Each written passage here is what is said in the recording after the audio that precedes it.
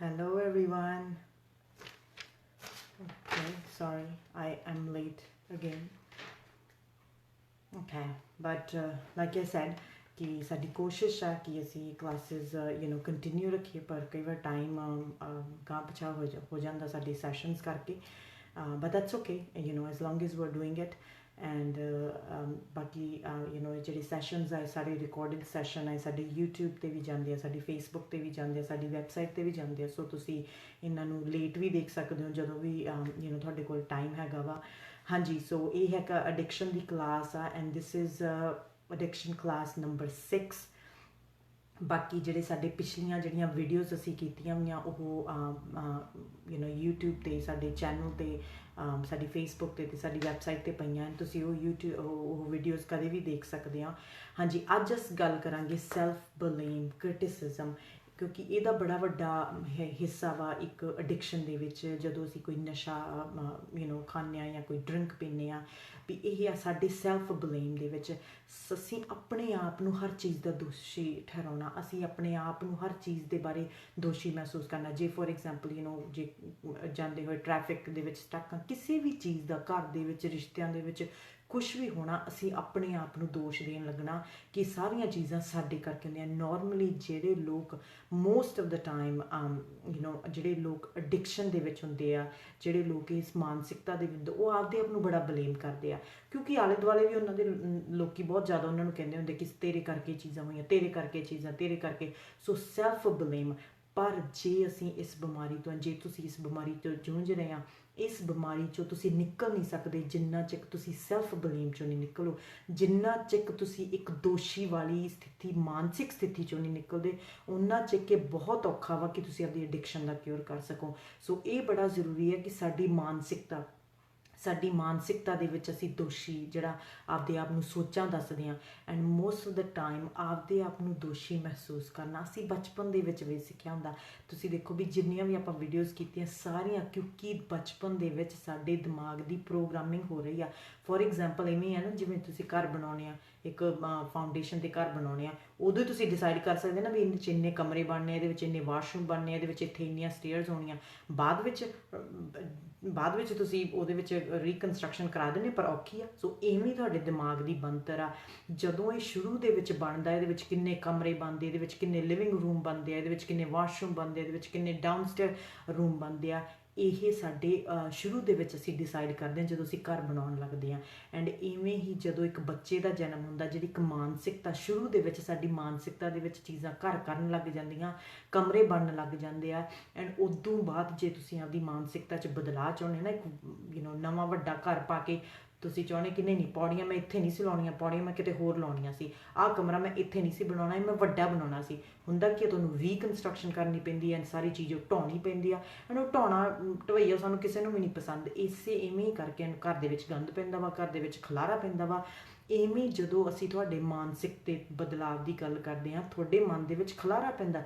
ਕਿਉਂਕਿ ਅਸੀਂ ਕਮਰਿਆਂ ਨੂੰ ਖੁੱਲ੍ਹਾ ਭੀੜਾ ਕਰਦੇ ਹਾਂ ਜਿਹੜੇ ਦਿਮਾਗ ਦੇ ਵਿੱਚ ਤੁਹਾਡੇ ਵਸੇ ਹੁੰਦੇ ਆ ਬਚਪਨ ਦੇ ਵਿੱਚ ਜਿਹੜੀ ਬਣਤਰ ਸਾਨੂੰ ਫਾਊਂਡੇਸ਼ਨ ਸਾਨੂੰ ਜਿਹੜੀ ਕੋਠੀ ਬਣਾਈ ਹੁੰਦੀ ਅਸੀਂ ਦਿਮਾਗ ਦੇ ਮਾਨਸਿਕ ਸਾਨੂੰ ਉਹ ਸਾਡੇ ਲਈ ਉਹ ਜ਼ਿੰਦਗੀ 'ਚ ਸਹੀ ਨਹੀਂ ਹੁੰਦੀ ਗੀ ਐਂਡ ਇਸ ਕਰਕੇ ਸਾਨੂੰ ਉਸ ਚੀਜ਼ ਕੋਠੀ ਨੂੰ ਢਾਹ ਕੇ ਉਸ ਘਰ ਨੂੰ ਢਾਹ ਕੇ ਇੱਕ ਨਵਾਂ ਘਰ ਬਣਾਉਣਾ ਪੈਂਦਾ ਐਂਡ ਐਡਿਕਸ਼ਨ ਦੇ ਵਿੱਚ ਅਸੀਂ ਇਹੀ ਕਰਨ ਦੀ ਕੋਸ਼ਿਸ਼ ਕਰਦੇ ਹਾਂ ਥੈਰੇਪੀ ਜਦੋਂ ਕਾਉਂਸਲਿੰਗ ਵੀ ਕਰਦੇ ਹਾਂ ਕਿ ਤੁਹਾਡੀ ਮਾਨਸਿਕਤਾ ਨੂੰ ਢਾਹ ਦਿੱਤਾ ਜਾਵੇ ਐਂਡ ਢਾਉਣਾ ਸਾਨੂੰ ਬਹੁਤ ਔਖਾ ਲੱਗਦਾ ਵਾ ਕੋਈ ਵੀ ਆਪਦਾ ਘਰ ਨਹੀਂ ਢਾਉਣਾ ਚਾਹੁੰਦਾ ਕਿ ਚਾਹੇ ਉਹ ਕਿੰਨਾ ਵੀ ਖਰਾਬ ਹੋਵੇ ਚਾਹੇ ਉਹ 'ਚ ਕਿੰਨੇ ਵੀ ਪ੍ਰੋਬਲਮਸ ਹੋਣ ਅਸੀਂ ਢਾਹ ਕੇ ਬਣਾਉਣਾ ਨਹੀਂ ਚਾਹੁੰਦੇ ਇਵੇਂ ਅਸੀਂ ਆਪਦੀ ਜਦੋਂ ਮਨ ਦੀ ਜਿਹੜੀ ਬਣਤਰ ਆ ਉਹਨੂੰ ਢਾਹ ਕੇ ਬਣਾਉਣਾ ਨਹੀਂ ਚਾਹੁੰਦੇ ਕਿਉਂਕਿ ਅਸੀਂ ਉਸ ਚੀਜ਼ ਤੋਂ ਕਿੰਨੇ ਸਾਲਾਂ ਤੋਂ ਉਵੇਂ ਕਰ ਰਹੇ ਹਾਂ ਘਰਾਂ ਦੇ ਵਿੱਚ ਰਹਿ ਰਹੇ ਹਾਂ ਜਦੋਂ ਸਾਨੂੰ ਮੂਵ ਹੋਣਾ ਪੈਂਦਾ ਫੋਰ ਐਗਜ਼ਾਮਪਲ ਇੱਕ ਘਰ 'ਚੋਂ ਦੂਜੇ ਘਰ 'ਚ ਜਾਣਾ ਪੈਂਦਾ ਸਾਨੂੰ ਬੜਾ ਔਖਾ ਲੱਗਦਾ ਫਰਸਟ੍ਰੇਸ਼ਨ ਹੁੰਦੀ ਹੈ ਡਿਸਅਪੁਆਇੰਟਮੈਂਟ ਹੁੰਦੀ ਹੈ ਵੀ ਕਿਉਂ ਅਸੀਂ ਦੂਸਰੇ ਘਰ ਦੇ ਵਿੱਚ ਸ਼ਿਫਟ ਹੋਈਏ ਸੋ ਆਪਦੇ ਮਨ ਦੇ ਵਿੱਚ ਅਸੀਂ ਮਾਨਸਿਕਤਾ ਦੇ ਵਿੱਚ ਬਚਪਨ ਦੇ ਵਿੱਚ ਕੀ ਹੁੰਦਾ ਹੈ ਕਿ ਬਹੁਤ ਜਦੋਂ ਚੀਜ਼ਾਂ ਸਾਡੇ ਘਰ ਦੇ ਵਿੱਚ ਗਲਤ ਹੋਈਆਂ ਹੁੰਦੀਆਂ ਜਾਂ ਕੋਈ ਗਲਤੀ ਹੁੰਦੀ ਹੈ ਉਹ ਸਾਡੇ 'ਤੇ ਦੋਸ਼ ਦਿੱਤਾ ਜਾਂਦਾ ਤੇਰੇ ਕਰਕੇ ਚੀਜ਼ ਹੋਈ ਤੇਰੇ ਕਰਕੇ ਪ੍ਰੋਬਲਮ ਹੋਈ ਤੇਰੇ ਕਰਕੇ ਆ ਹੋਈ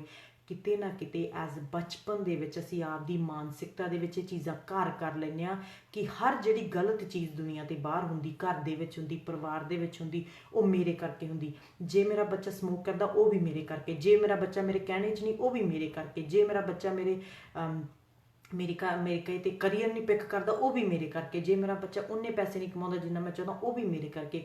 ਅਸੀਂ ਆਪਣੇ ਆਪ ਨੂੰ ਦੋਸ਼ ਦੇਣ ਲੱਗ ਜਾਂਦੇ ਹਾਂ। ਐਂਡ ਕਈ ਵਾਰ ਆਪਾਂ ਗੱਲ ਕਰਦੇ, ਕਈ ਵਾਰ ਮੇਰੇ ਕੋਲ ਕਲਾਇੰਟ ਵੀ ਆਉਂਦੇ ਆ ਤਾਂ ਸੋਚਦੇ ਕਿ ਘਰ ਸਾਡਾ ਕਿਹੜਾ ਘਰ ਆ ਸਾਡਾ ਘਰ ਆ, ਕਿਉਂਕਿ ਇੱਥੇ ਸਾਰੀ ਸੋਚ ਇੱਥੇ ਉਪਜਾਊ ਹੁੰਦੀ, ਇੱਥੇ ਸਵਰਗ ਆ, ਇੱਥੇ ਨਰਕ ਆ, ਇੱਥੇ ਸੁੱਖ ਆ, ਇੱਥੇ ਦੁੱਖ ਆ। ਤੁਸੀਂ ਦੇਖੋ ਹਰ ਸੁੱਖ ਦੁੱਖ ਦੀ ਜੜ ਇੱਥੇ ਆ, ਬਾਹਰ ਕੋਈ ਸੁੱਖ ਦੁੱਖ ਦੀ ਜੜ ਨਹੀਂ ਹੈਗੀ। ਕਿ ਜਦੋਂ ਤੁਸੀਂ ਇਹਨੂੰ ਸਾਈਕੋਲੋਜੀਕਲ ਇੱਕ ਮਾਨਸਿਕ ਲੈਵਲ 'ਤੇ ਸੋਚਦੇ ਹੋ, ਸੋ ਸਾਡਾ ਘਰ ਇਹ ਆ। ਐਂਡ ਜੇ ਇਸ ਘਰ ਦੇ ਵਿੱਚ ਅਸੀਂ ਚੰਗੀਆਂ ਸੋਚਾਂ ਪਾਵਾਂਗੇ ਤਾਂ ਸਾਡਾ ਘਰ ਸਾਫ਼ ਸੁਥਰਾ ਰਹੂਗਾ। ਇਹ ਨਹੀਂ ਹੈਗਾ ਕਿ ਅਸੀਂ ਜਿਹੜੇ ਘਰਾਂ ਦੇ ਵਿੱਚ ਅਸੀਂ ਰਹਿੰਦੇ ਹਾਂ ਫਿਜ਼ੀਕਲੀ, ਉਹਨਾਂ ਘਰਾਂ ਨੂੰ ਅਸੀਂ ਕਲੀਨ ਕਰਨਾ, ਅਸੀਂ ਇਹਨਾਂ ਨੂੰ ਵੀ ਕਲੀਨ ਕਰਨਾ ਵਾ। ਇਹ ਵੀ ਟਾਈਮ ਟੂ ਟਾਈਮ ਆਪਦੀ ਕਲੀਨ ਅਪ ਚਾਹੁੰਦੇ ਆ, ਜਿਵੇਂ ਸਾਡੇ ਦੂਸਰੇ ਘਰ ਅਪਡੇਟ ਚਾਹੁੰਦੇ ਆ, ਵੀ ਅਪਡੇਟ ਕਰਨਾ ਚਾਹੁੰਦੇ, ਉਵੇਂ ਸਾਡੇ ਇਸ ਘਰ ਨੂੰ ਵੀ ਅਪਡੇਟਿੰਗ ਦੀ ਲੋੜ ਆ। ਸਾਡੀਆਂ ਸੋਚਾਂ ਕਈ ਜਾਣ, ਨਵੀਆਂ ਸੋਚਾਂ ਆਉਣ। ਸੋ ਇਹ ਜਿਹੜਾ ਸੈਲਫ ਬਲੇਮ ਆ, ਜਿਹੜਾ ਸੈਲਫ ਕ੍ਰਿਟਿਸਿਜ਼ਮ ਆ, ਬਚਪਨ ਦੇ ਵਿੱਚ ਜਾਂਦਾ ਸੀ ਦੇਖਿਆ ਹੁੰਦਾ ਕਿ ਕੋਈ ਕਿਸੇ ਨੂੰ ਬਹੁਤ ਕ੍ਰਿਟਿਸਿਜ਼ਮ ਲਾਈਕ ਘਰ ਦੇ ਵਿੱਚ ਇੱਕ ਮਾਂ ਬਹੁਤ ਕ੍ਰਿਟਿਸਾਈਜ਼ ਕਰਦੀ ਬਾਪ ਨੂੰ, ਜਾਂ ਇੱਕ ਬਾਪ ਬਹੁਤ ਕ੍ਰਿਟਿਸਾਈਜ਼ ਕਰਦਾ ਮਾਂ ਨੂੰ। ਐਂਡ ਕਿਤੇ ਨਾ ਕਿਤੇ ਐਂਡ ਸਾਨੂੰ ਵੀ ਕ੍ਰਿਟਿਸਾਈਜ਼ ਕੀਤਾ ਜਾਂਦਾ ਗਾ, ਤੇ ਤੇਰੇ ਆਹ ਨਹੀਂ ਨੰਬਰ ਆਏ, ਤੇਰੇ ਤੂੰ ਇੱਦਾਂ ਬੋਲਿਆ, ਤੂੰ ਆਹ ਚੀਜ਼ ਤੂੰ ਡੋਲੀ ਹੈ। ਤੇ ਸੋ ਕਿਤੇ ਨਾ ਕਿਤੇ ਅਸੀਂ ਆਪਦੇ ਆਪ ਨੂੰ ਦੋਸ਼ ਦੇਣ ਲੱਗ ਜਾਂਦੇ ਹਾਂ। ਅੱਜ ਵੀ ਜਦੋਂ ਸਾਡਾ ਕੋਈ ਰਿਸ਼ਤਾ ਨਹੀਂ ਸਿਰੇ ਚੜ੍ਹਦਾ, ਜਦੋਂ ਸਾਡੇ ਤੋਂ ਕੋਈ ਜੌਬ ਨਹੀਂ ਵਧੀਆ ਹੁੰਦੀ, ਜਦੋਂ ਸਾਡੇ ਕੋਲ ਕੋਈ ਚੰਗੀ ਚੀਜ਼ ਨਹੀਂ ਹੁੰਦੀ, ਅਸੀਂ ਆਪਣੇ ਆਪ ਨੂੰ ਸਭ ਤੋਂ ਵੱਡਾ ਦੋਸ਼ੀ ਮੰਨੀਦਾ ਵਾ। ਅਸੀਂ ਕਹੀਦਾ ਸਭ ਚੀਜ਼ਾਂ ਸਾਡੇ 'ਚ ਹੀ ਗਲਤ ਆ। ਐਂਡ ਇਹ ਚੀਜ਼ਾਂ ਨਹੀਂ ਤੁਸੀਂ ਜਿਹੜੀਆਂ ਲੋਕਾਂ ਨੂੰ ਕਹਿੰਦੇ, ਜਿਹੜੀਆਂ ਚੀਜ਼ਾਂ ਤੁਸੀਂ ਆਪਦੇ ਦਿਮਾਗ ਦੇ ਵਿੱਚ ਆਪਦੇ ਆਪ ਨੂੰ ਕਹਿੰਦੇ ਆ, ਉਹ ਚੀਜ਼ਾਂ ਉਹ ਸੋਚਾਂ ਦੀ ਮੈਂ ਗੱਲ ਕਰ ਰਹੀ ਹਾਂ, ਜਿਹੜੀਆਂ ਬੋਲ ਕੇ ਨਹੀਂ ਤੁਸੀਂ ਕਹਿੰਦੇ, ਪਰ ਜਿਹੜੀਆਂ ਆਪਦੇ ਢਕੇ ਹੋਏ ਦਿਮਾਗ ਦੇ ਵਿੱਚ ਬਾਰ-ਬਾਰ ਉਹ ਸੋਚਾਂ ਦੀ ਰੀਲ ਤੁਹਾਡੇ 'ਤੇ ਚੱਲੀ ਜਾਂਦੀ ਆ। ਸੋ ਸੈਲਫ ਬਲੇਮ, ਆਪਦੇ ਆਪ ਨੂੰ ਦੋਸ਼ੀ ਮਹਿਸੂਸ ਕਰਨਾ, ਆਪਦੇ ਆਪ ਨੂੰ ਮਹਿਸੂਸ ਕਰਨਾ ਵੀ ਮੇਰੇ ਕਰਕੇ ਚੀਜ਼ਾਂ ਹੋ ਰਹੀਆਂ ਵਾ। ਸੋ ਤੁਸੀਂ ਦੇਖੋ ਵੀ ਜਦੋਂ ਤੁਹਾਡਾ ਇੱਕ ਚੰਗਾ ਦੋਸਤ ਹੋਵੇ, ਤੁਸੀਂ ਉਹਨੂੰ ਬਹੁਤ ਪਿਆਰ ਕਰਦੇ ਹੋਵੋ, ਐਂਡ ਉਹ ਤੁਹਾਨੂੰ ਕਹੀ ਜਾਵੇ ਤੂੰ ਇੱਥੇ ਵੀ ਬੁਰਾ, ਤੂੰ ਉੱਥੇ ਵੀ ਬੁਰਾ, ਤੂੰ ਇੱਥੇ ਵੀ ਬੁਰਾ, ਤੂੰ ਆ ਵੀ ਚੰਗਾ ਨਹੀਂ, ਤੂੰ ਉਹ ਵੀ ਚੰਗਾ ਨਹੀਂ, ਤੂੰ ਉਹ ਵੀ ਚੰਗਾ ਨਹੀਂ, ਤੁਸੀਂ ਉਸ ਦੋਸਤ ਦੇ ਨਾਲ ਰਹੋਗੇ?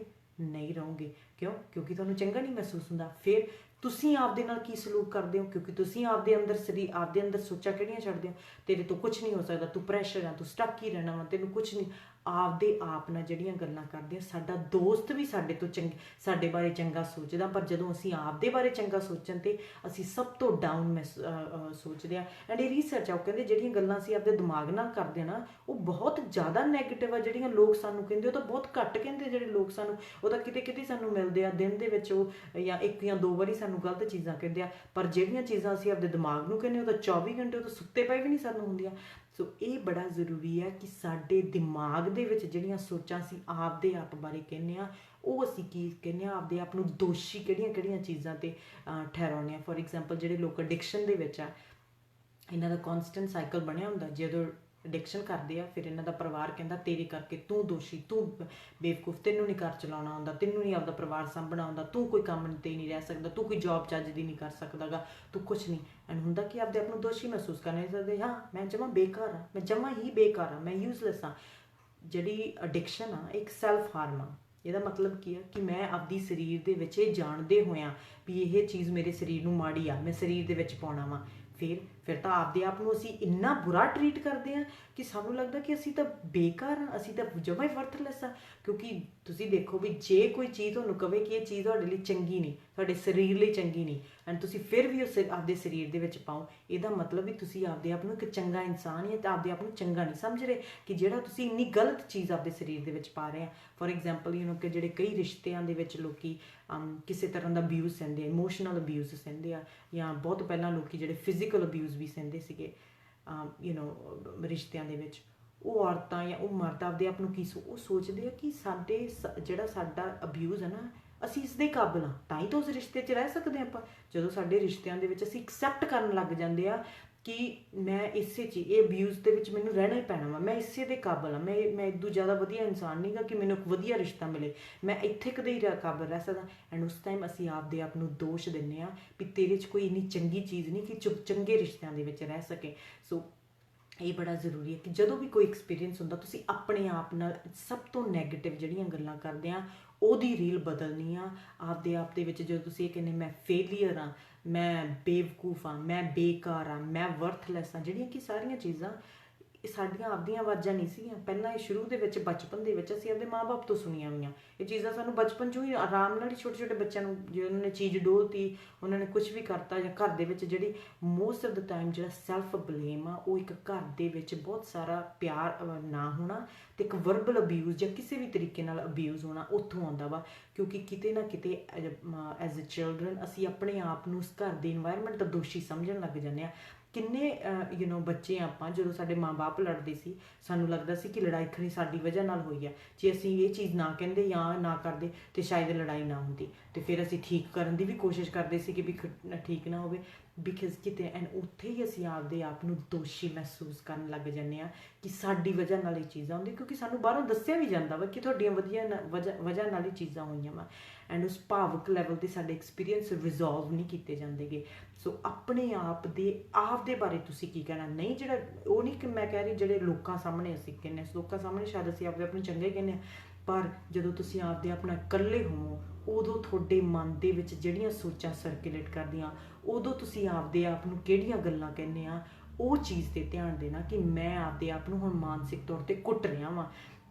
ਕਈ ਵਾਰੀ ਸੋਚਾਂ ਮੇਰੇ ਵਿੱਚ ਵੀ ਆਉਂਦੀਆਂ, ਮੈਂ ਵਰਥਲੈਸ ਹਾਂ, ਮੈਂ ਬੇਕਾਰ ਹਾਂ, ਮੈਂ ਇਹ ਚੀਜ਼ ਮੇਰੇ ਤੋਂ ਨਹੀਂ ਹੋਣੀ ਗੀ, ਮੈਂ ਕਿਸੇ ਚੀਜ਼ ਦੇ ਕਾਬਿਲ ਨਹੀਂ ਹੋਣੀ। ਇਹ ਚੀਜ਼ਾਂ ਸਾਡੇ ਦਿਮਾਗ ਦੇ ਵਿੱਚ ਆਉਂਦੀਆਂ ਵਾ, ਸਾਰਿਆਂ ਦੇ ਆਉਂਦੀਆਂ ਵਾ, ਪਰ ਇਹਨਾਂ ਸੋਚਾਂ ਨੂੰ ਕੈਚ ਕਰਨਾ ਕਿ ਹੁਣ ਮੈਂ ਆਪਦੇ ਆਪ ਨੂੰ ਮਾਨਸਿਕ ਤੌਰ 'ਤੇ ਕੁੱਟ ਰਿਹਾ ਵਾਂ। ਐਂਡ ਤੁਸੀਂ ਦੇਖੋ ਕਿ ਜਦੋਂ ਕੋਈ ਤੁਹਾਨੂੰ ਕੁੱਟਦਾ ਵਾ, ਫਿਜ਼ੀਕਲ ਇਹ ਇੱਕ ਇਮੋਸ਼ਨਲ ਅਬਿਊਜ਼ ਆ, ਸੌਰੀ, ਜਦੋਂ ਅਸੀਂ ਆਪਦੇ ਆਪ ਨੂੰ ਇੰਨੀਆਂ ਬੁਰੀਆਂ ਸ਼ਬਦ ਕਹਿੰਦੇ ਨਾ, ਆਪਦੇ ਆਪ ਲਈ ਅੰਦਰ ਬੈਠੇ ਆਪਦੇ ਲਈ ਬੁਰੇ ਸ਼ਬਦ ਮੈਂ ਯੂਜ਼ ਕਰਦੇ ਹਾਂ, ਅਸੀਂ ਆਪਦੇ ਆਪ ਨੂੰ ਇੱਕ ਇਮੋਸ਼ਨਲ ਅਬਿਊਜ਼ ਕਰ ਰਹੇ ਹੁੰਦੇ ਹਾਂ। ਐਂਡ ਬਾਹਰ ਵੀ ਸਾਨੂੰ ਲੋਕ ਉਨੇ ਬੁਰੇ ਸ਼ਬਦ ਨਹੀਂ ਕਹਿੰਦੇ ਜਿੰਨੇ ਅਸੀਂ ਆਪਦੇ ਆਪ ਨੂੰ ਬੁਰੇ ਸ਼ਬਦ ਕਹਿੰਦੇ ਹਾਂ।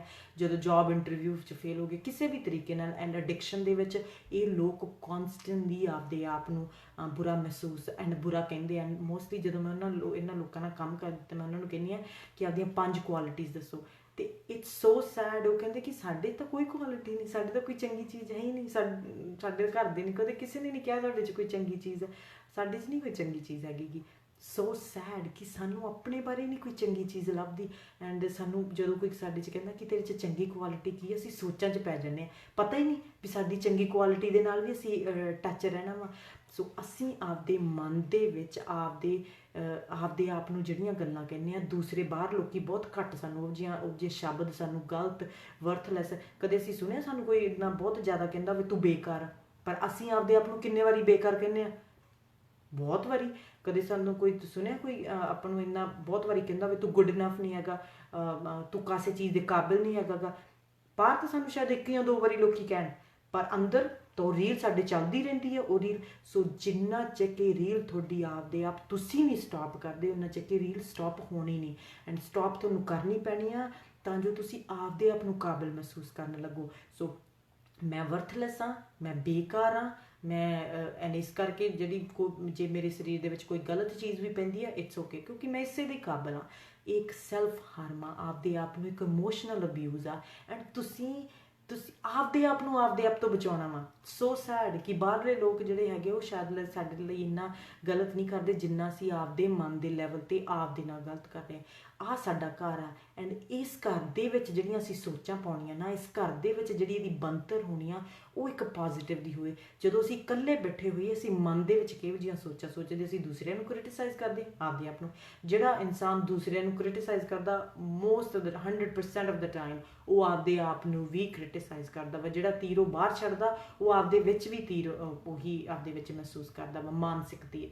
ਸੋ ਹਾਂਜੀ, ਇਹਨਾਂ ਨੂੰ ਇਹਨਾਂ ਦੀ ਜਿਹੜਾ ਦੋਸ਼, ਜਿਹੜਾ ਇੱਕ ਅਸੀਂ ਗੱਲ ਕਰ ਰਹੇ ਹਾਂ ਸੈਲਫ ਕ੍ਰਿਟਿਸਿਜ਼ਮ ਜਾਂ ਸੈਲਫ ਬਲੇਮ ਦੀ, ਇਹਨਾਂ ਨੂੰ ਅਸੀਂ ਬਦਲ ਕਿਵੇਂ ਸਕਦੇ ਹਾਂ। ਸੋ ਅੱਜ ਮੈਂ ਤੁਹਾਨੂੰ ਮੇਬੀ ਤੁਸੀਂ ਲਿਖ ਸਕਦੇ ਹੋ ਇਸ ਪੇਪਰ ਜਾਂ ਪੈਨ ਨਾਲ ਲੈ ਕੇ ਕਿ ਇਹਨਾਂ ਦੇ ਟੈਕਨੀਕਸ ਕੀ ਇਹਨਾਂ ਨੂੰ ਬਦਲਣ ਦੇ। ਤਾਂ ਐਂਡ ਔਖੀਆਂ ਜ਼ਰੂਰ, ਜਿਵੇਂ ਮੈਂ ਕਿਹਾ ਗਾ, ਘਰ ਦੀ ਬਣਤਰ ਨੂੰ, ਬਣੇ ਬਣਾਏ ਘਰ ਨੂੰ ਢਾਉਣਾ ਅਤੇ ਉਹਨੂੰ ਦੁਬਾਰਾ ਪਾਉਣਾ ਬਹੁਤ ਔਖਾ ਵਾ। ਕਈਆਂ ਜ਼ਰੂਰੀ ਨਹੀਂ ਤੁਸੀਂ ਹਰ ਚੀਜ਼ ਢਾਉਣੀ ਆ, ਕਈ ਚੀਜ਼ਾਂ ਤੁਹਾਡੀ ਜ਼ਿੰਦਗੀ 'ਚ ਬਹੁਤ ਵਧੀਆ ਵਾ, ਤੁਸੀਂ ਉਹ ਕਰੀ ਜਾਵੋ।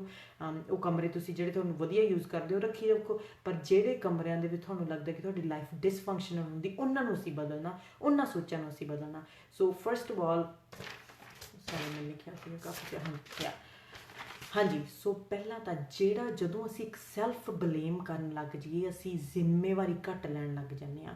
ਜਦੋਂ ਅਸੀਂ ਆਪਣੇ ਆਪ ਨੂੰ ਦੋਸ਼ੀ ਮਹਿਸੂਸ ਕਰਨ ਲੱਗਦੀ ਚਲੀਏ, ਸਾਡੇ 'ਚ ਅਕਾਊਂਟੇਬਿਲਿਟੀ ਤੇ ਰਿਸਪੌਂਸਿਬਿਲਿਟੀ ਘੱਟ ਜਾਂਦੀ ਆ।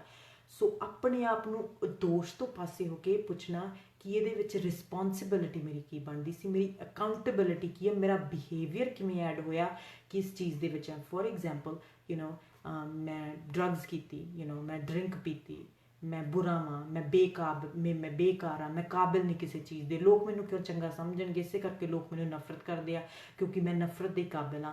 ਜਦੋਂ ਫੋਰ ਐਗਜ਼ਾਮਪਲ ਜੇ ਰਿਸ਼ਤਾ ਤੁਹਾਡੀ ਜ਼ਿੰਦਗੀ ਦੇ ਵਿੱਚੋਂ ਚਲਿਆ ਗਿਆ, ਜਾਂ ਜਿਵੇਂ ਤੁਸੀਂ ਐਡਿਕਸ਼ਨ ਦੇ ਵਿੱਚ, ਆਪਦੇ ਆਪ ਨੂੰ ਇਹ ਚੀਜ਼ਾਂ ਕਹਿਣ ਦੀ ਬਜਾਏ ਤੁਸੀਂ ਜੇ ਰਿਸਪੌਂਸਿਬਿਲਿਟੀ, ਕਿਉਂਕਿ ਜਿਹੜਾ ਇਨਸਾਨ ਸੈਲਫ ਬਲੇਮ ਕਰਦਾ ਨਾ, ਉਹ ਰਿਸਪੌਂਸਿਬਿਲਿਟੀ ਨਹੀਂ ਲੈ ਸਕਦਾ, ਕਿਉਂਕਿ ਸੈਲਫ ਰਿਸਪੌਂਸਿਬਿਲਿਟੀ ਐਂਡ ਅਕਾਊਂਟੇਬਿਲਿਟੀ ਇੱਕ ਡਿਫਰੈਂਟ ਸਫੇਅਰ ਦੇ ਵਿੱਚ ਆ ਜਾਂਦੀ ਹੈ। ਇਹ ਦੋਨੇ ਆਪੋਜ਼ਿਟ ਆ। ਸੋ ਜਿਹੜਾ ਇਨਸਾਨ ਸੈਲਫ ਬਲੇਮ ਦੇ ਵਿੱਚ ਆ, ਉਹ ਰਿਸਪੌਂਸਿਬਿਲਿਟੀ ਡਰੋਪ ਕਰ ਦਿੰਦਾ। ਜਿਹੜਾ ਇਨਸਾਨ ਨੂੰ ਸੈਲਫ ਰਿਸਪੌਂਸਿਬਿਲਿਟੀ ਅਕਾਊਂਟੇਬਿਲਿਟੀ ਆ ਗਈ, ਉਹ ਬਲੇਮ ਨੂੰ ਡਰੋਪ ਕਰ ਦਿੰਦਾ।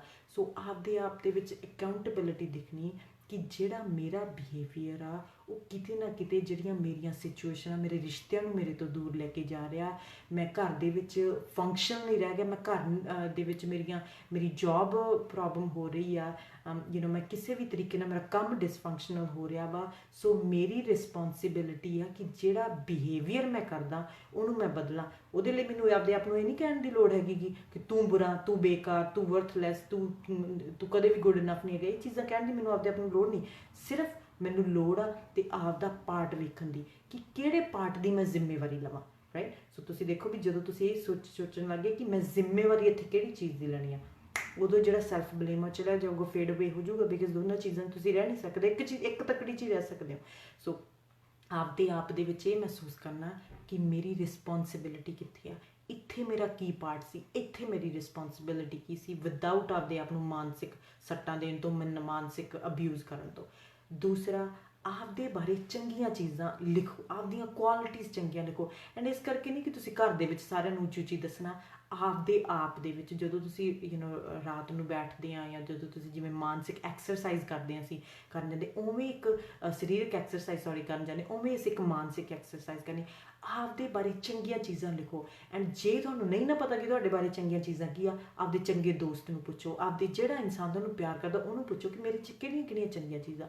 ਫੋਰ ਐਗਜ਼ਾਮਪਲ ਜੇ ਤੁਸੀਂ ਐਡਿਕਸ਼ਨ ਦੇ ਵਿੱਚ ਆ, ਸ਼ਾਇਦ ਤੁਹਾਨੂੰ ਨਾ ਆਪਦੇ ਆਪ 'ਚ ਚੰਗੀਆਂ ਚੀਜ਼ਾਂ ਦਿਖਣ, ਤੁਹਾਨੂੰ ਨਾ ਮੇਰੇ 'ਚ ਕੋਈ ਚੰਗੀ ਚੀਜ਼ ਆ।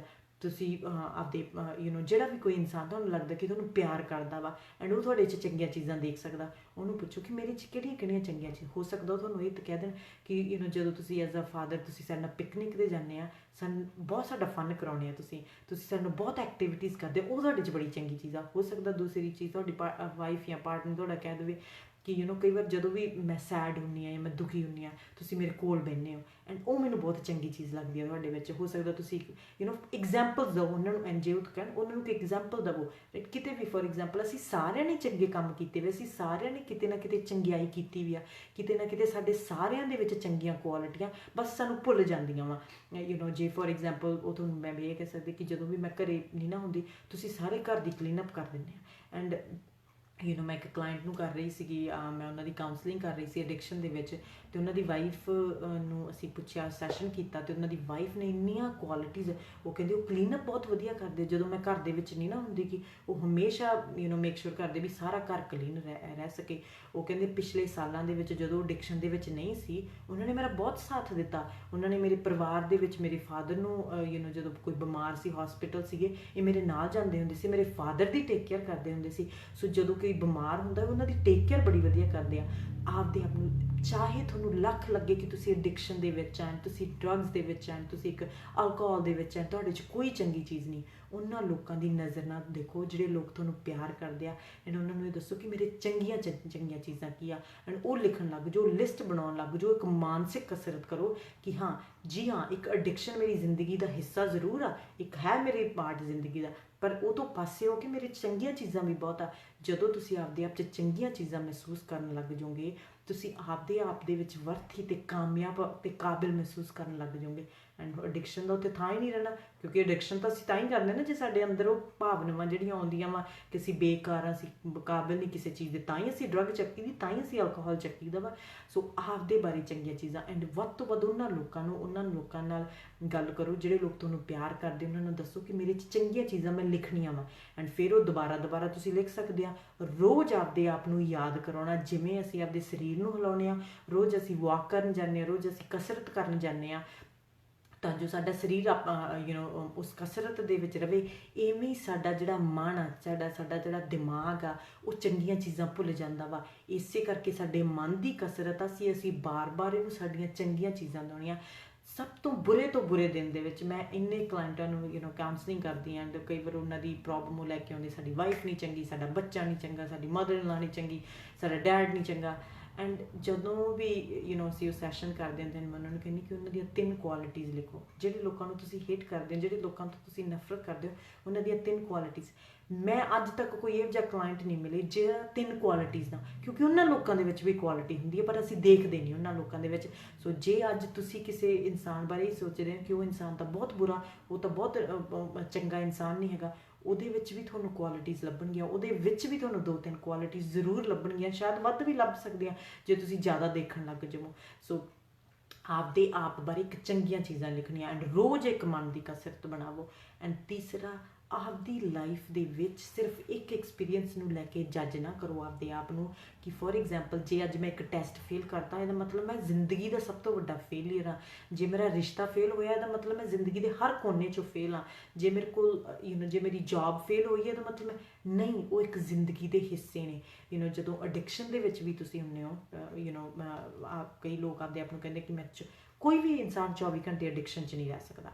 ਆਪਦੇ ਆਪ ਨੂੰ ਕਹੋ ਕਿ ਮੈਂ ਜ਼ਿੰਦਗੀ ਦੇ ਇੱਕ ਦਿਨ ਦੇ ਵਿੱਚ 2-3 ਘੰਟੇ ਮੈਂ ਐਡਿਕਸ਼ਨ ਦੇ ਵਿੱਚ ਰਹਿਣਾ, ਪਰ ਉੱਥੇ ਵੀ ਮੇਰੇ ਇੱਕ ਮੂਮੈਂਟਸ ਮੇਰੀ ਜ਼ਿੰਦਗੀ ਦੇ, ਮੇਰੇ ਦਿਨ 'ਚ ਉਹ ਜਿਹੇ ਵੀ ਆਉਂਦੇ ਆ ਕਿ ਜਦੋਂ ਮੈਂ ਐਡਿਕਸ਼ਨ ਨਹੀਂ ਕਰਦਾ, ਜਦੋਂ ਮੈਂ ਨਸ਼ਾ ਨਹੀਂ ਕਰਦਾ ਵਾ, ਜਦੋਂ ਮੈਂ ਆਪਦੇ ਆਪ ਨੂੰ ਹੋਰ ਤਰੀਕਿਆਂ ਨਾਲ ਕੋਪ ਕਰਦਾ। ਕੋਈ ਵੀ ਇਨਸਾਨ ਇਹੋ ਜਿਹਾ ਨਹੀਂ ਜਿਹੜਾ 24 ਘੰਟੇ ਐਡਿਕਸ਼ਨ ਦੇ ਵਿੱਚ ਰਵੇ। ਸੋ ਤੁਹਾਡੀ ਜ਼ਿੰਦਗੀ ਦਾ ਬਹੁਤ ਸਾਰਾ ਇਹੋ ਜਿਹਾ ਹਿੱਸਾ ਵਾ ਜਿੱਥੇ ਤੁਸੀਂ ਨਸ਼ਾ ਨਹੀਂ ਲੈਂਦੇ, ਜਿੱਥੇ ਤੁਸੀਂ ਡਰੱਗਸ ਨਹੀਂ ਲੈਂਦੇ, ਜਿੱਥੇ ਤੁਸੀਂ ਅਲਕੋਹਲ ਨਹੀਂ ਪੀਂਦੇ, ਐਂਡ ਉਹ ਤੋਂ ਬਿਨਾਂ ਵੀ ਤੁਸੀਂ ਠੀਕ ਰਹਿੰਦੇ ਹੋ। ਉਹ ਆਪਦੇ ਆਪ ਨੂੰ ਯਾਦ ਕਰਾਵੋ, ਉਹ ਆਪਦੇ ਆਪ ਨੂੰ ਕਰੋ ਕਿ ਮੈਂ 24 ਘੰਟੇ ਕੰਮ ਨਹੀਂ ਕਰਦਾ, ਮੇਰੀ ਜ਼ਿੰਦਗੀ ਦਾ ਥੋੜ੍ਹਾ ਹਿੱਸਾ ਵਾ। ਐਂਡ ਜਦੋਂ ਤੁਸੀਂ ਆਪਦੀ ਜ਼ਿੰਦਗੀ ਦੇ ਵਿੱਚ ਦੂਸਰੇ ਮੂਮੈਂਟ ਦੇਖਣ ਲੱਗ ਜਾਓਗੇ ਕਿ ਮੈਂ ਇਹਨਾਂ ਚੀਜ਼ਾਂ ਤੋਂ ਬਿਨਾਂ ਵੀ ਆਪਦੇ ਆਪ 'ਚ ਸ਼ਾਂਤ ਰਹਿ ਸਕਦਾ, ਮੈਂ ਇਹਨਾਂ ਚੀਜ਼ਾਂ ਤੋਂ ਬਿਨਾਂ ਵੀ ਆਪਦੀਆਂ ਜਿਹੜੀਆਂ ਪ੍ਰੋਬਲਮਾਂ ਹੱਲ ਕਰ ਸਕਦਾ, ਕੋਪ ਕਰ ਸਕਦਾ, ਤੇ ਤੁਸੀਂ ਦੇਖਣ ਲੱਗ ਜਾਓਗੇ ਕਿ ਐਡਿਕਸ਼ਨ ਆਪਦੇ ਆਪ ਫੇਡ ਅਵੇ ਹੋਣ ਲੱਗ ਜੂਗੀ। ਚੌਥਾ, ਸੈਲਫ ਕੰਪੈਸ਼ਨ, ਆਪਦੇ ਆਪ ਨਾਲ ਹਮਦਰਦੀ ਮਹਿਸੂਸ ਕਰਨੀ, ਆਪਦੇ ਆਪ ਨਾਲ ਆਪਦੀ ਸਭ ਤੋਂ ਜ਼ਿਆਦਾ ਜੇ ਕਿਸੇ ਨੂੰ ਪਿਆਰ ਦੀ ਲੋੜ ਆ ਨਾ, ਤੁਹਾਨੂੰ ਆਪ ਨੂੰ ਆਪਦੇ ਪਿਆਰ ਦੀ ਲੋੜ ਆ। ਸੋ ਸੈਡ ਕਿ ਅਸੀਂ ਜਿਹੜੀ ਚੀਜ਼ ਲੋਕਾਂ ਤੋਂ ਮੰਗਦੇ ਹਾਂ, ਅਸੀਂ ਲੋਕਾਂ ਤੋਂ ਮੰਗਦੇ ਹੋ ਸਾਨੂੰ ਇੱਜ਼ਤ ਦੇਣ, ਸਾਨੂੰ ਪਿਆਰ ਦੇਣ, ਸਾਨੂੰ ਰਿਸਪੈਕਟ ਦੇਣ, ਉਹਨਾਂ ਚੀਜ਼ਾਂ ਦੇ ਵਿੱਚ ਅਸੀਂ ਨਾਕਾਮਯਾਬ ਰਹਿੰਦੇ ਹਾਂ। ਉਹ ਚੀਜ਼ਾਂ ਅਸੀਂ ਆਪਦੇ ਆਪ ਨੂੰ ਨਹੀਂ ਕਰਨੇ, ਅਸੀਂ ਆਪਦੇ ਆਪ ਨੂੰ ਕਿੰਨੀ ਇੱਜ਼ਤ ਦਿੰਦੇ ਹਾਂ। ਸੈਲਫ ਕੇਅਰ, ਜਿਹੜਾ ਸੈਲਫ ਕੰਪੈਸ਼ਨ, ਇਹਦਾ ਇਹ ਮਤਲਬ ਨਹੀਂ ਤੁਸੀਂ ਆਪਦੇ ਅੱਜ ਕੱਲ੍ਹ ਲੋਕੀ ਬਹੁਤ ਕਹਿੰਦੇ ਨਹੀਂ ਮੈਂ ਆਪਦੇ ਆਪ ਨੂੰ ਬਹੁਤ ਪਿਆਰ ਕਰਦਾ, ਮੈਂ 60,000 ਦੀ ਕਾਰ ਲੈਣਾ, ਮੈਂ ਆਪਦੇ ਆਪ ਨੂੰ ਪਿਆਰ ਕਰਕੇ ਲਈ ਹੈ। ਜੀ ਨਹੀਂ, ਉਹ ਇੱਕ ਉਹ ਇੱਕ ਮਟੀਰੀਅਲਿਸਟਿਕ ਚੀਜ਼ ਹੈ ਜਿਹੜੀ ਤੁਸੀਂ ਆਪਦੇ ਆਪ ਨੂੰ ਕੰਫਰਟ ਦੇਣ ਦੀ ਕੋਸ਼ਿਸ਼ ਕਰਦੇ ਇੱਕ ਬਾਹਰਲੀ ਦੁਨੀਆ ਦੇ ਵਿੱਚ। ਪਰ ਕੀ ਤੁਸੀਂ ਇੱਕ ਕੰਫਰਟੇਬਲ ਸੋਚ ਵੀ ਸੋਚ ਸਕਦੇ ਆ ਆਪਦੇ ਲਈ, ਜਿਹੜੀ ਤੁਹਾਨੂੰ ਉਹ ਸੈਲਫ ਕੇਅਰ, ਅਸੀਂ ਉਹਨੂੰ ਸੈਲਫ ਕੰਪੈਸ਼ਨ ਕਹਿੰਦੇ ਆ, ਕਿ ਤੁਹਾਡੇ ਦਿਮਾਗ ਦੇ ਵਿੱਚ ਇੱਥੇ ਜਿਹੜੀਆਂ ਸੋਚਾਂ ਤੁਸੀਂ ਸੋਚਦੇ ਹੋ, ਇੱਕ ਕੰਪੈਸ਼ਨ ਵਾਲੀਆਂ ਸੋਚਾਂ ਸੋਚਦੇ ਹੋ। ਕਿਉਂਕਿ ਜੇ ਤੁਸੀਂ 60,000 ਦੀ ਕਾਰ ਲੈ ਲਈ ਅਤੇ ਉਹਦੇ ਡਰਾਈਵ ਵਿੱਚ ਖੜੀ ਆ, ਉਹ ਤੁਹਾਡੀ ਇੱਕ ਠੀਕ ਹੈ, ਉਹ ਤੁਹਾਡੇ ਲਈ ਇੱਕ ਉਹਦੇ ਫੀਚਰਸ ਆਪਦੇ ਹੋ ਸਕਦੇ ਹੋ, ਇੱਕ ਥਾਂ ਤੋਂ ਤੁਹਾਨੂੰ ਦੂਸਰੀਆਂ ਕਾਰਾਂ ਨਾਲ ਛੇਤੀ ਲੈ ਕੇ ਜਾ ਸਕਦੀ ਹੈ, ਤੁਹਾਡੇ ਵਿੱਚ AC ਲਾ ਸਕਦੀ, ਜੋ ਵੀ ਤੁਹਾਡੇ ਤੁਹਾਡੀ ਲਾਈਫ ਬਾਹਰਲੀ ਦੁਨੀਆ ਤੁਹਾਡੀ ਠੀਕ ਕਰ ਸਕਦੀ।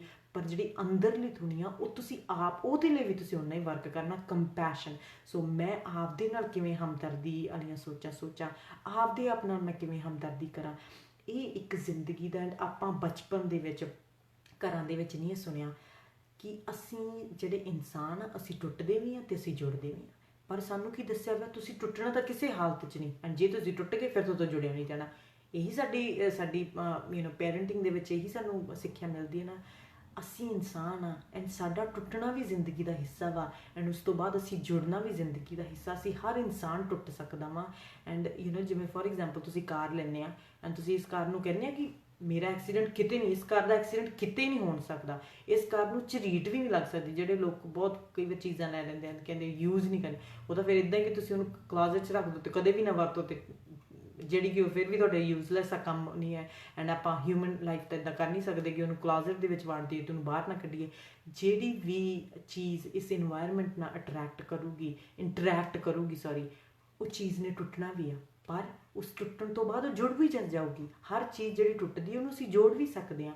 ਸੋ ਇਸੇ ਚੀਜ਼ 'ਤੇ, ਕਿਉਂਕਿ ਜਦੋਂ ਅਸੀਂ ਕੋਈ ਵੀ ਚੀਜ਼ ਸਾਡੀ ਜ਼ਿੰਦਗੀ 'ਚ ਗਲਤ ਹੁੰਦੀ ਹੈ ਨਾ, ਸਾਡਾ ਰਿਸ਼ਤਾ ਟੁੱਟਦਾ ਵਾ, ਸਾਡੇ ਨੰਬਰ ਨਹੀਂ ਵਧੀਆ ਹੁੰਦੇ ਕਿ, ਜਾਂ ਅਸੀਂ ਕਿਸੇ ਐਡਿਕਸ਼ਨ ਦੇ ਵਿੱਚ ਫੋਰ ਐਗਜ਼ਾਮਪਲ ਪੈ ਗਏ ਹਾਂ, ਜਾਂ ਅਸੀਂ ਗਲਤ ਰਿਸ਼ਤਿਆਂ ਦੇ ਵਿੱਚ ਪੈ ਗਏ, ਅਸੀਂ ਆਪਣੇ ਆਪ ਨੂੰ ਮਾफ़ ਨਹੀਂ ਕਰਦੇ। ਅਸੀਂ ਕਹਿੰਦੇ ਹਾਂ ਇਹ ਸਾਡੇ ਤੋਂ ਹੋ ਕਿਵੇਂ ਗਿਆ, ਇਹ ਚੀਜ਼ ਸਾਨੂੰ ਤੋੜ ਕਿਵੇਂ ਗਈ। ਟੁੱਟਣਾ ਜ਼ਿੰਦਗੀ ਦਾ ਹਿੱਸਾ ਵਾ, ਪਰ ਜੁੜਨਾ ਵੀ ਜ਼ਿੰਦਗੀ ਦਾ ਹਿੱਸਾ ਵਾ। ਜਦੋਂ ਤੁਸੀਂ ਕਿਸੇ ਵੀ ਥਾਂ 'ਤੇ ਟੁੱਟਦੇ ਹੋ ਤਾਂ ਇਹ ਆਪਦੇ ਆਪ ਨੂੰ ਦੱਸੋ ਕਿ ਅੱਜ ਮੈਂ ਟੁੱਟਿਆ, ਕੱਲ੍ਹ ਨੂੰ ਮੈਂ ਜੁੜ ਵੀ ਜਾਊਂਗਾ, ਆਉਣ ਵਾਲੇ ਟਾਈਮ ਦੇ ਵਿੱਚ ਮੈਂ ਜੁੜ ਵੀ ਸਕਦਾ ਵਾਂ। ਸੋ ਟੁੱਟਣਾ ਅਤੇ ਜੁੜਨਾ ਦੋਨੇ ਹੀ ਜ਼ਿੰਦਗੀ ਦਾ ਹਿੱਸਾ ਵਾ। ਅਸੀਂ ਸਿਰਫ ਇੱਕ ਅਸੀਂ ਆਪਦੇ ਆਪ 'ਚ ਇੰਨੇ ਸੇਫ ਨਹੀਂ ਪਲੇ ਕਰ ਸਕਦੇ ਵੀ ਅਸੀਂ ਕਦੇ ਵੀ ਨਾ ਟੁੱਟੀਏ। ਰਿਸ਼ਤੇ ਰਵਾਂਗੇ, ਜਿੰਨੀ ਅਸੀਂ ਖੁਸ਼ੀ ਲੱਭਣ ਦੀ ਕੋਸ਼ਿਸ਼ ਕਰਾਂਗੇ ਉੱਥੇ ਦੁੱਖ ਵੀ ਮਿਲਣਗੇ ਸਾਨੂੰ। ਸੋ ਆਪਦੇ ਆਪ ਨੂੰ ਇਸ ਚੀਜ਼ ਤੋਂ ਬਾਹਰ ਕੱਢਣਾ ਅਤੇ ਸੱਚਾਈ ਨਾਲ ਰਹਿਣਾ ਕਿ ਟੁੱਟਣਾ ਅਤੇ ਜੁੜਨਾ ਜ਼ਿੰਦਗੀ ਦਾ ਦੋਨੇ ਹਿੱਸਾ ਵਾ। ਐਂਡ ਇਟਸ ਓਕੇ ਜਦੋਂ ਮੈਂ ਟੁੱਟੂੰਗਾ, ਕਿਉਂਕਿ ਜਦੋਂ ਅਸੀਂ ਟੁੱਟਦੇ ਹਾਂ ਤਾਂ ਉਦੋਂ ਸਾਨੂੰ ਇੱਦਾਂ ਲੱਗਦਾ ਨਾ ਕਿ ਅਸੀਂ ਕਦੇ ਜੁੜ ਨਹੀਂ ਸਕਦੇ। ਕਿ ਮਾਨਸਿਕ ਜਦੋਂ ਅਸੀਂ ਟੁੱਟਦੇ ਹਾਂ ਸਾਨੂੰ ਲੱਗਦਾ, ਜੇ ਸਾਡਾ ਰਿਸ਼ਤਾ ਟੁੱਟਦਾ, ਸਾਨੂੰ ਜੋਬ ਨਹੀਂ ਮਿਲਦੀ, ਕਿ ਜਾਂ ਸਾਡਾ ਘਰ ਟੁੱਟਦਾ ਵਾ, ਜਾਂ ਕੋਈ ਵੀ ਚੀਜ਼, ਸਾਡਾ ਰਿਸ਼ਤਾ ਟੁੱਟਦਾ, ਸਾਨੂੰ ਲੱਗਦਾ ਇਹ ਤੋਂ ਬਾਅਦ ਤਾਂ ਬਸ ਐਂਡ ਆ, ਹੁਣ ਇਹ ਤੋਂ ਬਾਅਦ ਤਾਂ ਕੁਝ ਨਹੀਂ ਹੋ ਸਕਦਾ। ਨਹੀਂ, ਚੀਜ਼ਾਂ ਟੁੱਟਦੀਆਂ ਫਿਰ ਉਹ ਜੁੜਦੀਆਂ, ਚੀਜ਼ਾਂ ਟੁੱਟਦੀਆਂ ਫਿਰ ਉਹ ਜੁੜਦੀਆਂ। ਆਪਦੇ ਮਨ ਨਾਲ, ਜਿਵੇਂ ਮੈਂ ਪਹਿਲਾਂ ਵੀ ਕਿਹਾ ਕਿ ਤੁਹਾਡਾ ਮਾਨਸਿਕ ਤੁਹਾਡਾ ਘਰ ਆ, ਐਂਡ ਇਸ ਘਰ ਦੀਆਂ ਸੋਚਾਂ ਨੂੰ ਤੁਸੀਂ ਕਿੰਨਾ ਕਲੀਨ ਅਤੇ ਪਿਓਰ ਰੱਖਣਾ, ਇਹਦੇ ਲਈ ਟਾਈਮ ਲੱਗਣਾ, ਇਹਦੇ ਲਈ ਵਕਤ ਲੱਗਣਾ, ਐਂਡ ਇਹਦੇ ਲਈ ਇੱਕ ਕਮਿਟਮੈਂਟ ਲੱਗਣੀ ਹੈ। ਜਿਵੇਂ ਅਸੀਂ ਇੱਕ ਘਰ ਦੇ ਵਿੱਚ ਕਮਿਟਮੈਂਟ ਕਰਦੇ ਹਾਂ ਕਿ ਸਾਡਾ ਘਰ ਹਰ ਥਾਂ 'ਤੇ ਕਲੀਨ ਹੋਵੇ, ਐਂਡ ਇਹ ਸਮੈਲ ਵੀ ਨਾਈਸ ਕਰਦਾ ਹੋਵੇ, ਐਂਡ ਇਹਦੇ ਵਿੱਚ ਕੋਈ ਕਮੀ ਨਾ ਹੋਵੇ, ਉਵੇਂ ਅਸੀਂ ਆਪਦਾ ਜਿਹੜਾ ਅਸਲੀ ਸਾਡਾ ਘਰ ਹੈ, ਜਿਵੇਂ ਤੁਸੀਂ ਕਿਸੇ ਵੀ ਘਰ ਦੇ ਵਿੱਚ ਬਹਿ ਜਾਓ, ਜੇ ਘਰ ਕਲੀਨ ਨਹੀਂ ਅਤੇ ਉਹ ਘਰ ਬਾਹਰ ਉਹ ਕਲੀਨ ਕਰਕੇ ਤੁਹਾਨੂੰ ਉਹ ਇੰਨੀ ਸ਼ਾਂਤੀ ਨਹੀਂ ਦਊਗਾ। ਸੋ ਸਭ ਤੋਂ ਜ਼ਿਆਦਾ ਜ਼ਰੂਰੀ ਹੈ ਕਿ ਤੁਸੀਂ ਘਰ ਵੀ ਕਲੀਨ ਕਰੋ। ਇਹ ਘਰ ਕਦੇ ਨਾ ਕਲੀਨ ਹੋ ਜਿਹੜੀਆਂ ਸੋਚਾਂ ਅਸੀਂ ਸੋਚਦੇ ਹਾਂ, ਹਮਦਰਦੀ ਵਾਲੀਆਂ ਸੋਚਾਂ ਸੋਚਦੇ ਹਾਂ, ਪੋਜ਼ੀਟਿਵ ਸੋਚਾਂ ਸੋਚਦੇ ਹਾਂ, ਆਪਦੇ ਬਾਰੇ ਕੀ ਸੋਚਾਂ ਸੋਚਦੇ, ਆਪਦੇ ਆਪ ਨੂੰ ਕ੍ਰਿਟੀਸਾਈਜ਼ ਕਰਦੇ, ਦੂਸਰਿਆਂ ਨੂੰ ਕ੍ਰਿਟੀਸਾਈਜ਼ ਕਰਦੇ। ਜਿਵੇਂ ਫੋਰ ਐਗਜ਼ਾਮਪਲ ਕੰਪੇਅਰ, ਇਹ ਆਪਦੇ ਨਾਲ ਇੱਕ ਇਮੋਸ਼ਨਲ ਅਬਿਊਜ਼ ਆ। ਆਪਦੇ ਆਪ ਨੂੰ ਕੌਨਸਟੈਂਟਲੀ ਤੁਸੀਂ ਕੰਪੇਅਰ ਕਰਨਾ, ਫਲਾਣੇ ਕੋਲ ਇੰਨੀਆਂ ਚੀਜ਼ਾਂ, ਫਲਾਣੇ ਕੋਲ ਇੰਨੀਆਂ ਚੀਜ਼ਾਂ, ਫਲਾਣੇ ਕੋਲ ਇੰਨੇ ਪਰਸ, ਫਲਾਣੇ ਕੋਲ ਇੰਨੀਆਂ ਕਾਰਾਂ, ਫਲਾਣੇ ਕੋਲ ਇੰਨੇ ਘਰ, ਫਲਾਣੇ ਕੋਲ।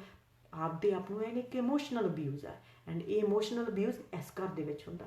ਸੋ ਆਪਦੇ ਇਸ ਘਰ ਦੇ ਵੀ ਅਵੇਅਰ ਬਣਨਾ ਕਿ ਸਾਡਾ ਇੱਕ ਘਰ ਆ, ਐਂਡ ਇਸ ਘਰ ਨੂੰ ਵੀ ਅਸੀਂ ਉਨਾ ਹੀ ਸਾਫ਼ ਸੁਥਰਾ ਰੱਖਣਾ ਜਿੰਨਾ ਅਸੀਂ ਆਪਦੇ ਆਲੇ ਦੁਆਲੇ ਬਾਹਰਲੀ ਫਿਜ਼ੀਕਲ ਦੁਨੀਆ ਦੇ ਵਿੱਚ ਸਾਫ਼ ਰੱਖਦੇ ਹਾਂ। ਹੋਪਫੁਲੀ ਇਹ ਵੀਡੀਓ ਤੁਹਾਡੀ ਮਦਦ ਕੀਤੀ ਹੋਊਗੀ। ਪਲੀਜ਼, ਜੇ ਵੀਡੀਓਜ਼ ਤੁਹਾਡੀਆਂ ਮਦਦ ਕਰ ਰਹੀਆਂ, ਵੱਧ ਤੋਂ ਵੱਧ ਇਹਨਾਂ ਵੀਡੀਓਜ਼ ਨੂੰ ਸ਼ੇਅਰ ਕਰੀਏ ਤਾਂ ਜੋ ਇਹ ਮੈਸੇਜ ਆਪਾਂ ਘਰ ਘਰ ਤੱਕ ਪਹੁੰਚਾ ਸਕੀਏ ਕਿ ਸਾਡੀ ਮਾਨਸਿਕਤਾ ਸਵਸਥ ਰੱਖਣੀ ਵੀ ਕਿੰਨੀ ਜ਼ਰੂਰੀ ਆ।